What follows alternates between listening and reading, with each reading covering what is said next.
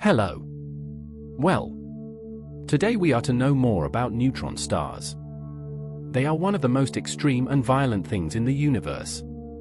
Giant atomic nuclei only a few kilometers in diameter, but as massive as stars. And they owe their existence to the death of something majestic and magical. Stars exist because of a fragile balance.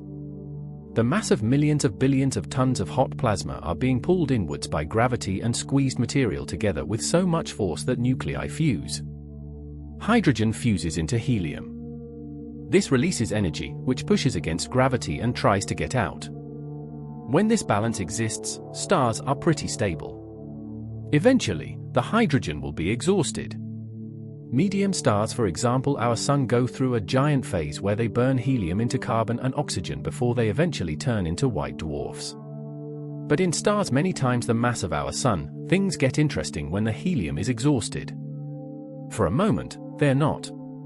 The balance of pressure and radiation tips, and the gravity wins, squeezing the star tighter than before.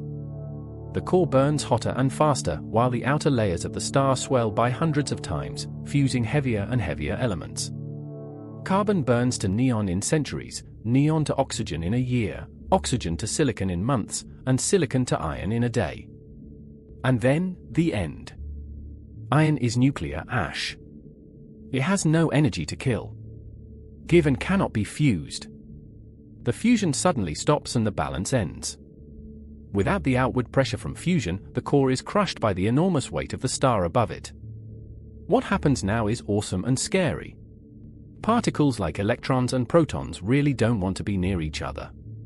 But the pressure of the collapsing star is so great that electrons and protons fuse into neutrons, which then get squeezed together as tightly as in atomic nuclei. An iron ball the size of the Earth is squeezed into a round of pure nuclear matter the size of a city. But not just the core. The whole star implodes, gravity pulling the outer layers in at 27% the speed of light. This implosion bounces off the iron core, producing a shockwave that explodes outward and catapults the rest of the star into space. This is what we call a supernova explosion, and it will outshine all galaxies. What remains of the star is what becomes a neutron star. Its mass is around 1,000,000 times the mass of the Earth, but compressed to an object about 26 kilometers wide. It's so dense that the mass of all living humans would fit into 1 cubic centimeter of neutron star matter. That's roughly 1 billion tons in a space the size of a sugar cube. Put another way, that's Mount Everest in a cup of coffee. It's unbelievably extreme. Its gravity is the strongest outside black hole, and if it were any denser, it would become one. Light is bent around it, meaning you can see the front and parts of the back. Their surfaces reach 1,000,000 degrees Celsius, compared to a measly 7,000 degrees for our star. Okay, let's look inside a neutron star. Although these giant atomic nuclei are stars, in many ways, they're also like planets with solid crusts over a liquid core. The crust is extremely hard. The outermost layers are made of iron left over from the supernova, squeezed together in a crystal lattice with a sea of electrons flowing through them. Going deeper, gravity squeezes nuclei closer together. We find fewer and fewer protons, as most merge to neutrons, until we reach the base of the crust. Here, nuclei are squeezed together so hard that they start to touch.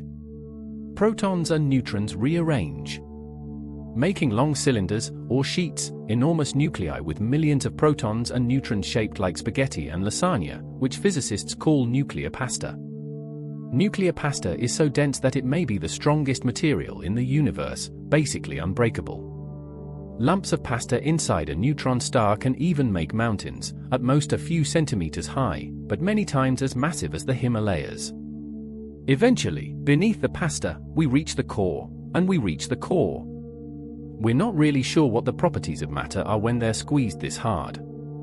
Protons and neutrons might dissolve into an ocean of quarks, the so-called quark glue on plasma. Some of those quarks might turn into strange quarks, making a sort of strange matter with properties so extreme that we made a whole video about it. Or maybe they just stay protons and neutrons. No one knows for sure, and that's why we do science.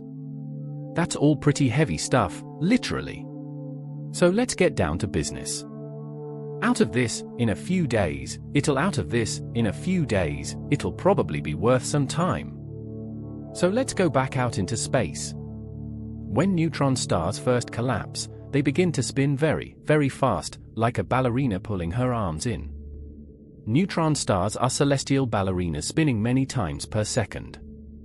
This creates pulses because their magnetic field creates a beam of radio waves which passes every time they spin. These radio pulsars are the best known type of neutron star, about 2,000 are known of in the Milky Way.